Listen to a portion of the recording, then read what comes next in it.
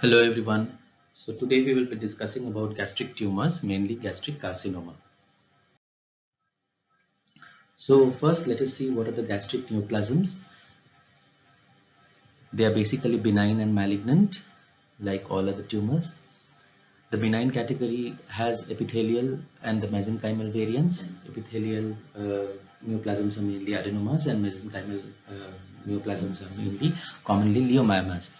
Malignant ones, the primary ones, the most commonly are adenocarcinomas, followed by gastrointestinal stromal tumors and lymphomas. And secondary tumors can be from any other adjacent organs or any other organs in the body. How do you define gastric carcinoma? It's a malignant epithelial lesion of the stomach. Coming to the epidemiology and risk factors of gastric carcinoma. Now, Japan has the highest incidence of gastric carcinoma. It is more common in males.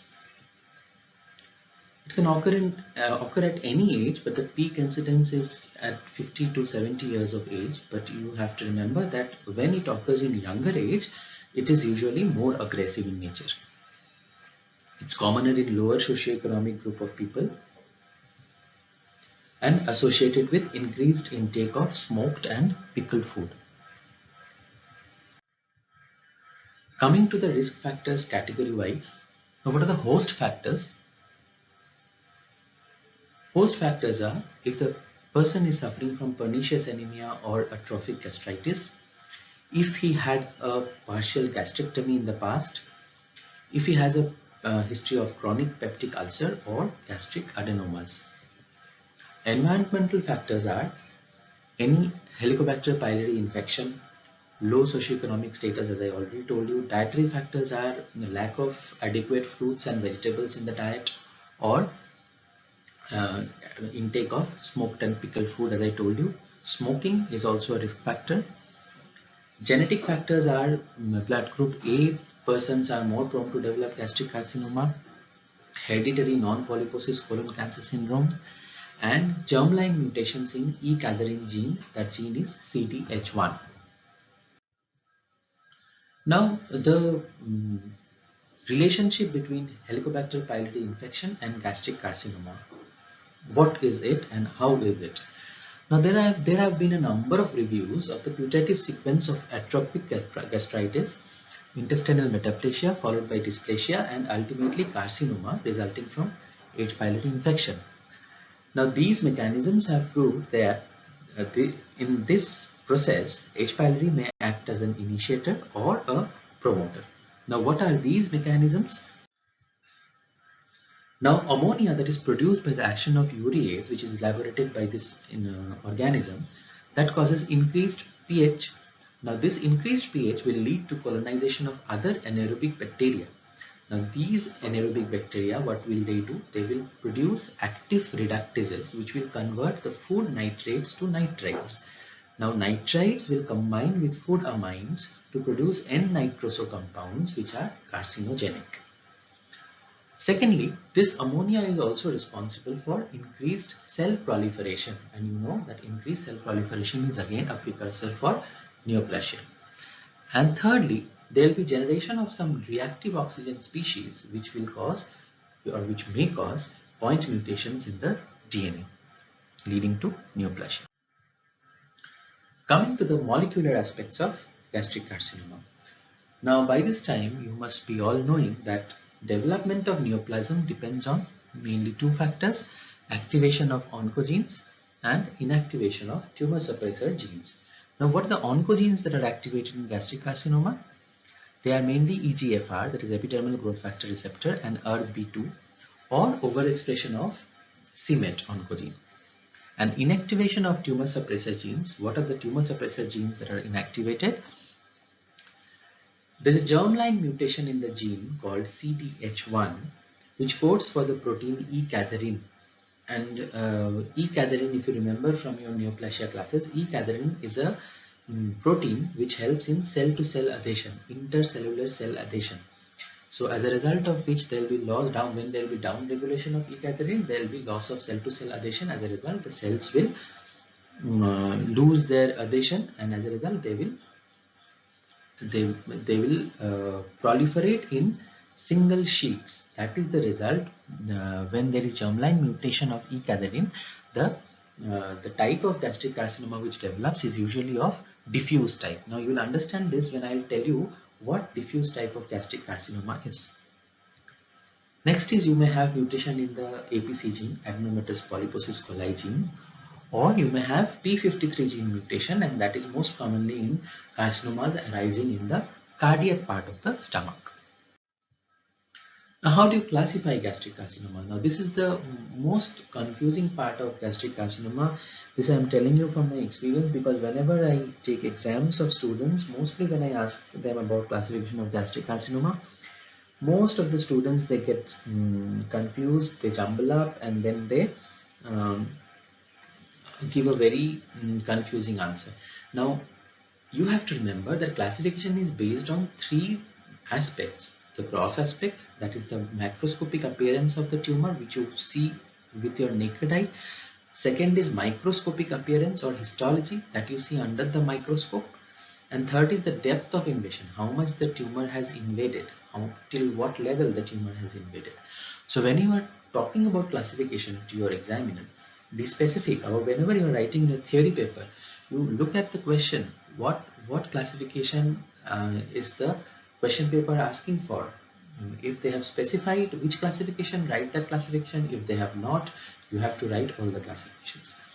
Now coming to the gross morphology, now this is a very schematic diagram.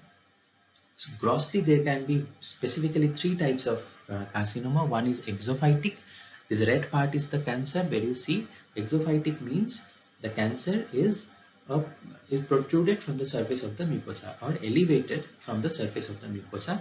Flat means it is at the level of the surface of the mucosa, and excavated means it is depressed from the surface of the mucosa, or ulcerated type of tumor. This is excavated type. So these are the three gross types of gastric carcinoma.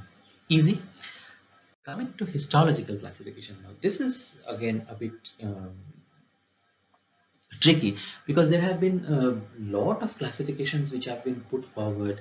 I mean, like since 1960s. The first classification that was put forward was by Lauren in 1965, followed by Mulligan and Rember 75, Ming in 1977, Goseki in 1992, Carnero in 1997, and the latest one by WHO in 2000. That is again also 20 years back. Now, for you all, you remember the one which was the oldest and the one which is the newest. But it is not by random selection. There has to be some basis of why you want to remember these two. So why have we chosen to remember these two? Now, it was this person Day et al. In 2003, he said that to be of maximum benefit, a histological classification should fulfill three criteria. It should be easy to apply by all pathologists all over the world, and should be reproducible. It should help in the assessment of prognosis, and it should relate to the histogenesis, that is the evolution of the tumor, and if possible, etiology of the tumors. So, although Lauren and WHO, it is said that it does not fulfill all the three criteria, but somewhere it fulfills at least, I mean, one or two of these three criteria, so that it is accepted all over the world and followed by pathologists all over the world. Now, if you look at these two classifications, what are these?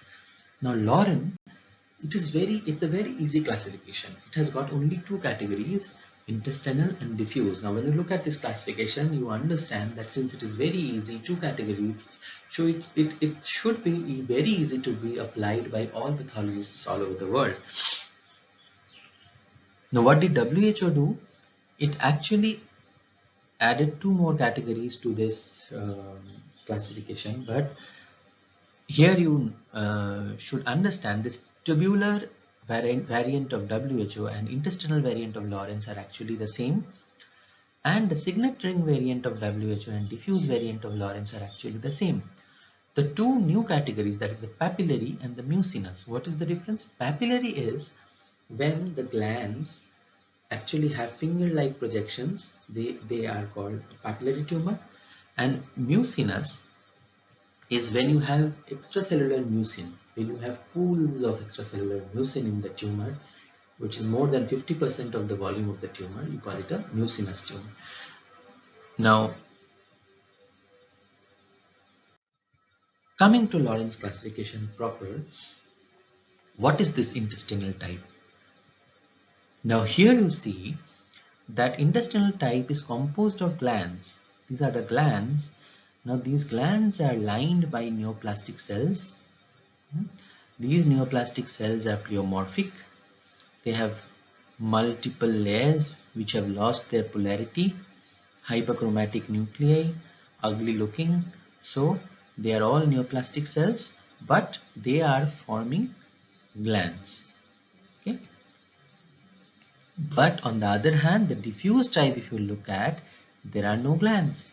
Here what you see is only sheets of single cells, no glands here. So, and how are these cells? How do the cells look like? If you notice properly, that these cells have something inside them which have pushed their nuclei to the periphery, and they look like signet rings. Because this something inside them is actually nothing but mucin. This mucin has pushed the nucleus to the periphery, and as a result of which they look like signet ring. Now here it might occur to you that here also we get mucin, so why don't we call these tumors also mucinous tumors? Here these tumors are not called mucinous tumors because they do not have extracellular mucin.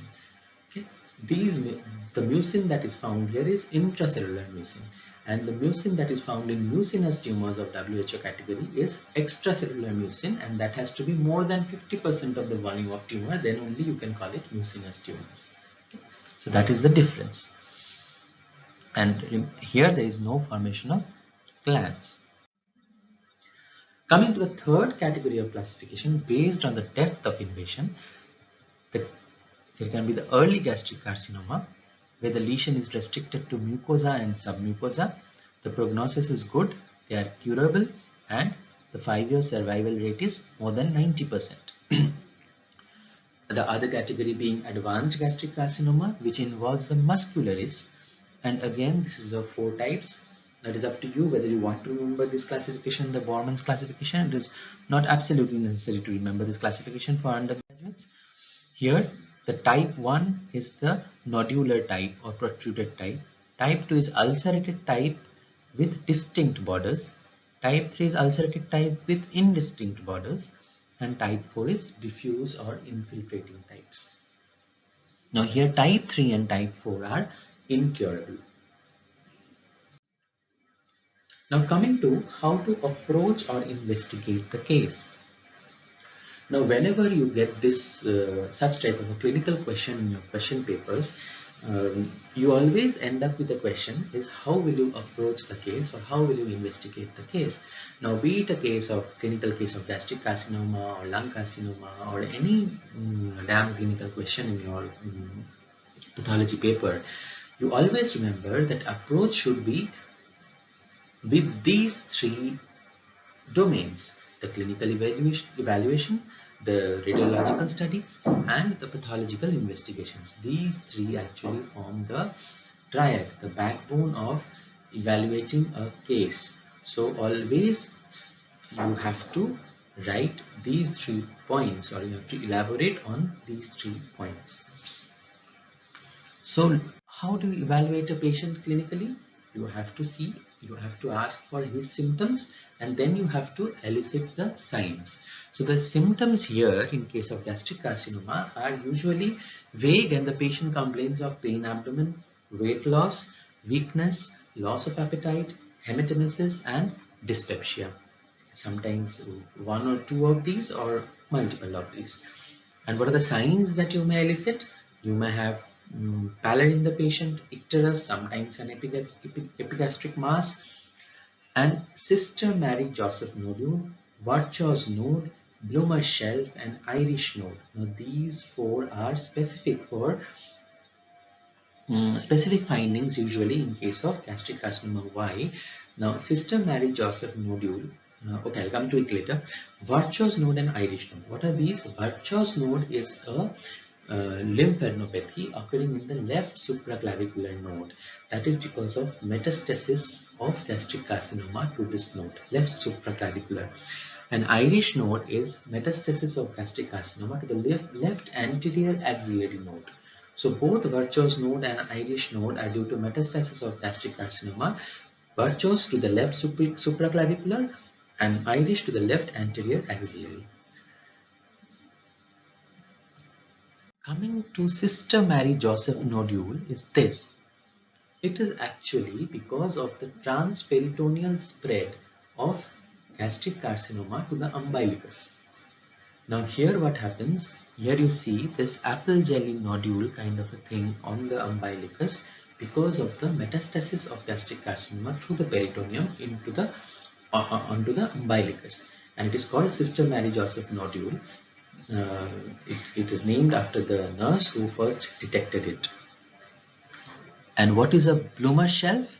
On the right you see this palpable rectal shelf. Now when you do a per rectal examination, you get a shelf-like structure. Now that is because of a metastasis from the gastric carcinoma to the pouch of Douglas. So that is called a Bloomer shelf. Now these are the specific signs that you may elicit in a case of gastric carcinoma. Coming to the radiological investigations or other interventional studies, the most commonly and most important study is esophagogastroduodenoscopy or upper GI endoscopy. Diagnostic accuracy is 98% if accompanied by punch biopsies. Ultrasonography abdomen to look for any fluid in the peritoneum or any abdominal lymphadenopathy. CT and MRI to look for the wall thickness of the stomach, also to assess for look for any presence of metastasis. PET scan to look for any metastatic focus anywhere in the body, even in the bones. Coming to pathological investigations, now pathological investigations can again be of non-specific type and specific type. The non-specific ones are routine blood investigations to rule out iron deficiency anemia. Then serum tumor markers like CA72-4, carcinoembryonic antigen CA19-9, these are non-specific, and stool for occult blood if you suspect the patient to be passing blood in stool. Specific investigations are cytopathological examination of endoscopic brush cytology sample. Now, as you take punch biopsies through an endoscope, you can also take brush cytology sample through endoscope and examine it under microscope after proper staining. Similarly, you can do a histopathological examination of punch biopsy samples. You can do immunohistochemistry for e-gathering if required, and molecular studies for mutational analysis of CDH1 gene.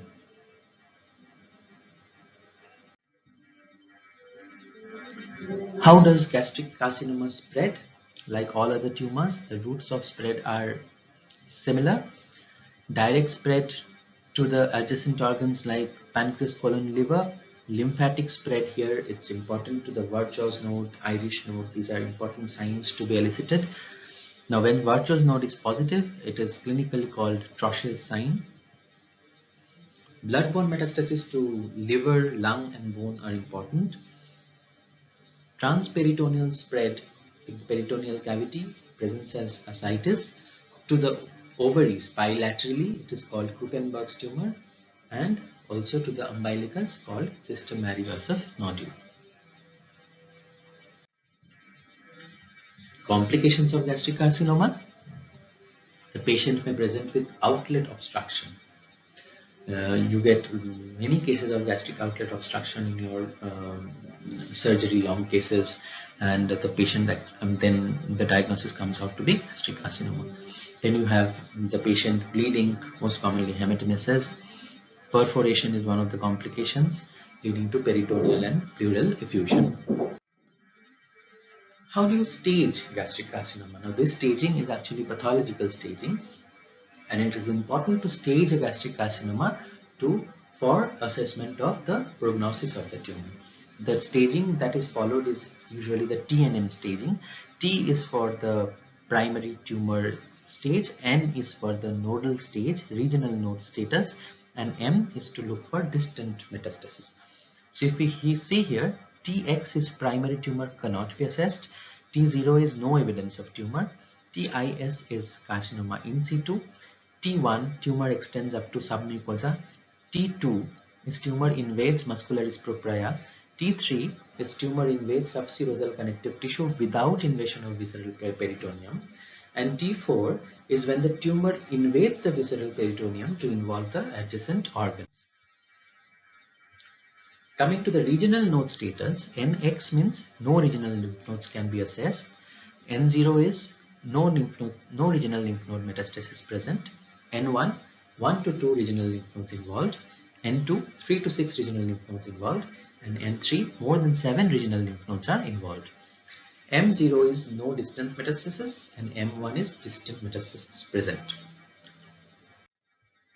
So therefore, the two most important prognostic factors that are important are depth of invasion of the tumor, that is the T stage, and the status of the regional lymph nodes N, and the presence or absence of distant metastasis. These are the two most important prognostic factors. So that's all. Thank you. These are the references. So any queries, any doubts, I would like to take them from you in the comments.